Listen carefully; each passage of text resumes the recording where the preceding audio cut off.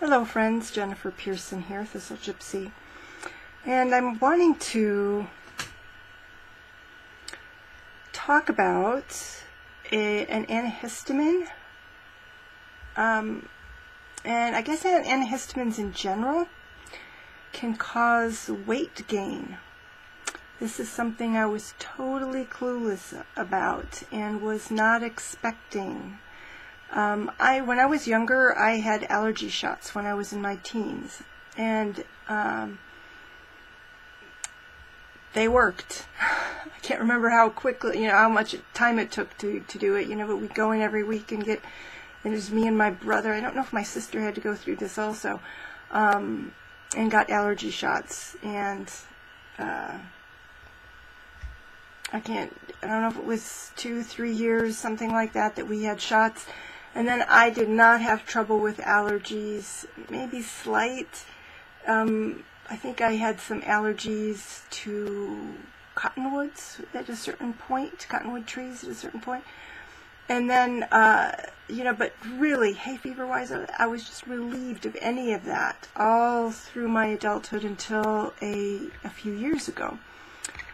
And the few years ago would have been kind of the start of menopause and stuff like that. So, as well as the allergies themselves. So I'm kind of wondering if there's a hormonal connection there in general.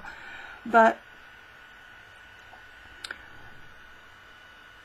so I started last year. I came close to taking up an offer by my parents. I didn't have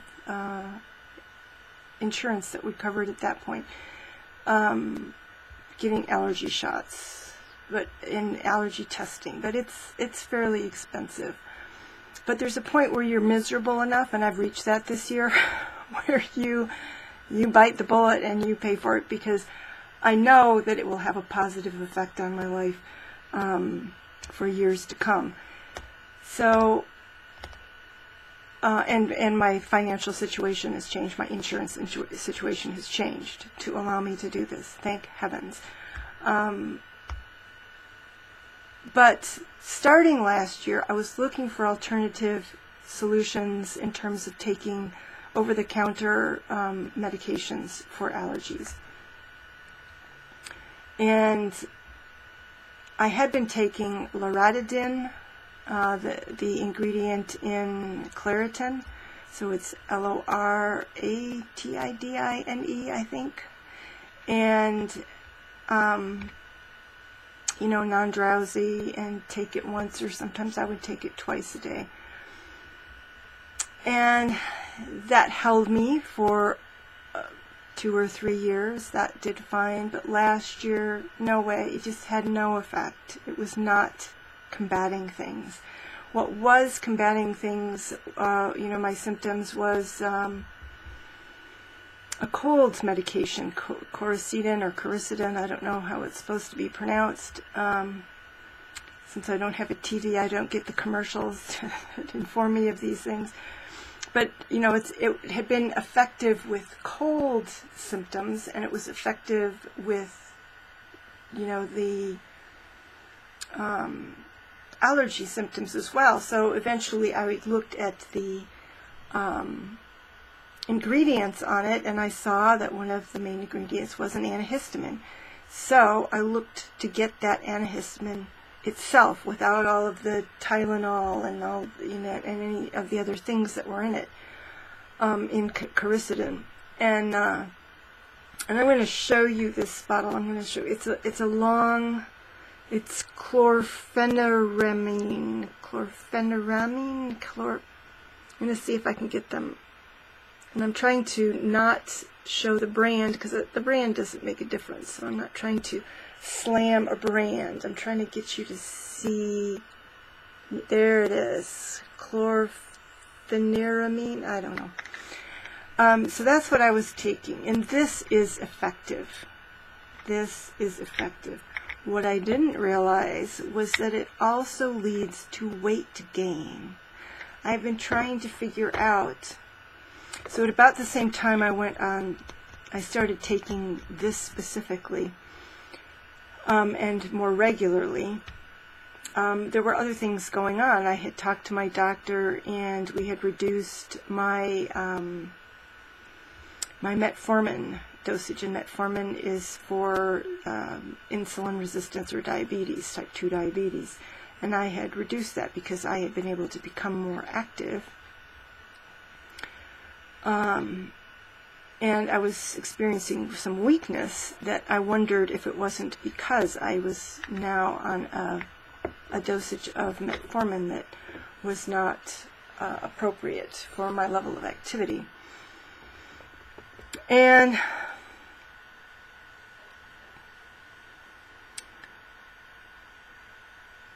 so I just thought that that was it. I thought that it was, I'm going along, and it isn't dramatic. It's slowly but surely. You're putting on the pounds and putting on the pounds and putting on the pounds and putting on the pounds. And so finally, at the end of last year, so what, 4 months ago or something, I went to see my doctor, and said, I think we're going to have to put me back on the higher dosage of metformin. And I expected, and I should at that point, because I've been on different levels of metformin for different reasons, that my weight should start to steadily decrease. My diet had not changed substantially throughout this period. It has its ups and downs, but it had not changed substantially. Now, when I got my current job, I became more sedentary. But prior to that, I hadn't, and I had still gained weight. And so there were still questions in my mind. Why am I so steadily continuing to gain weight? What is going on? And it occurred to me, and I guess I had watched a YouTube video, a TED Talk, about drug interactions and what we're not aware of. And it talked specifically about something, and I don't remember what it was, that when taken, I think it was a cholesterol medication of some kind, affected blood sugar levels, making them rise fairly dramatically, if taken with another drug that was commonly used. And I can't remember if there was some other video that kind of triggered that, but it's one of those things, in the middle of the night, or, as I'm starting to fall asleep, something clicks and it says, I wonder if it could be my, like what had come into my life more steadily, I wonder if it could be the allergy medication, but why would there be, an over-the-counter allergy medication, that makes you put on weight and nobody would ever know about it or say anything? Well, I looked. So, I get online and do a Google search and put, I don't know if it was weight gain or something with this chlorpheniramine drug, and lo and behold, poof, there's,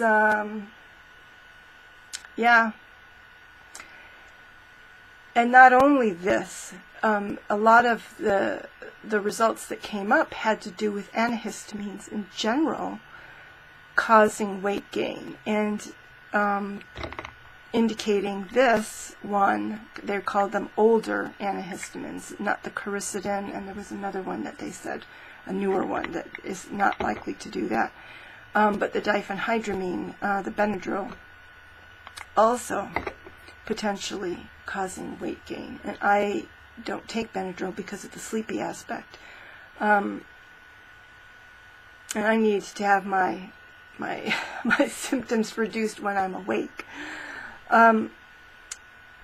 So So I looked at that. Okay, so possible source of my weight gain. And so now I can work with this, especially once I start taking, I don't know when I'll be able to go off antihistamines. Once I start taking the allergy shots, I don't know if it'll take a year. I don't know how long it takes. And it has started to become bad enough that I even wondered if I was starting to develop asthma of some kind. And I looked that up, and it's not all that uncommon for women in menopause to encounter asthma. And I was like, what? Why? Anyway, so I feel like I'm a little bit stuck with this for now, and the continued weight gain until I get control of the allergies, because they affect my ability to do my job. They affect my ability to be awake and alert and do the things I need to do. So I'm kind of stuck with it. And I even tried, once I realized that this could very well have been, could be the source of my weight gain, I tried going back on the loratadine, and I've just tried a couple of times to replace that with this, despite there are issues kind of with loratadine also, but they're not problematic for me. And it just doesn't cut the mustard. It doesn't cut the mustard.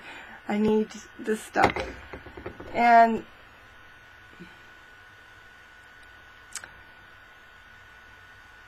with this particular chemical, I think it said that it's more likely to affect women, this weight gain.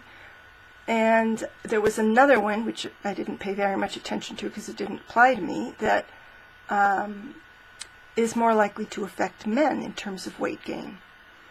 But one of the most significant things, as well as having some confirmation that that could either be the cause of or a contributing factor to my weight gain, was that among the lists of possible side effects of this particular chemical was irritability and anger issues.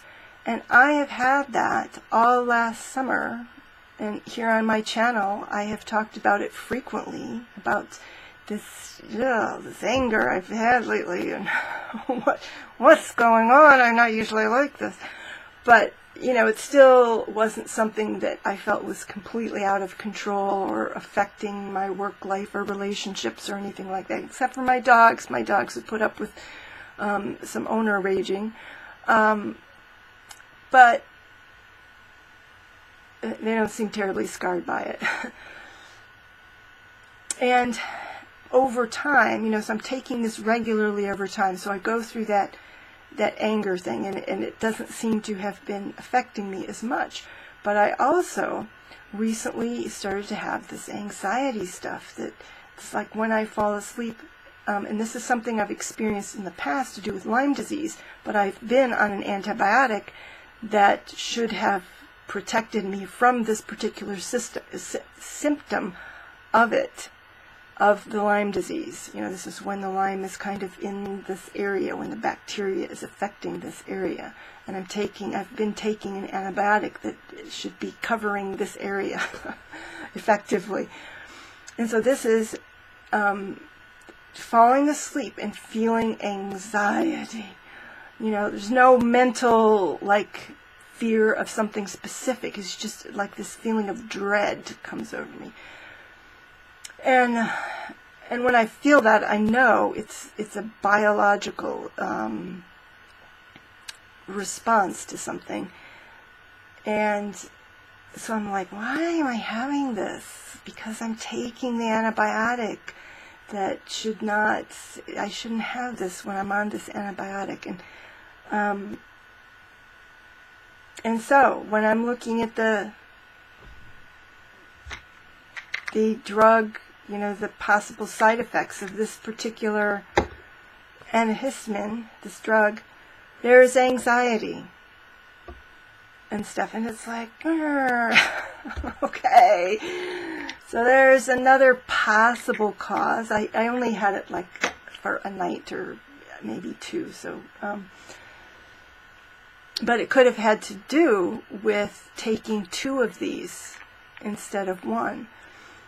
I don't remember. So I just wanted to share it because there's doesn't seem to be a lot of that sharing going on about the possibility of this, and my having a sedentary job and having diabetes, you know, it's really, as well as something that has to do with my blood clotting, like the development of blood clots and that kind of thing, hereditary. You know, it's not good for me to have this kind of weight. It's not good. I mean, it's not good for anybody, but it's particularly not good for me. And my fatigue makes it even more difficult for me to then shed it once it's on. So, anyway, so there it is, everybody. Start suspecting your over-the-counter antihistamine as a potential, you know, contributor to anything that seems out of the ordinary for you. Okay, and I'll leave it at that. Take care, everybody. Bye-bye.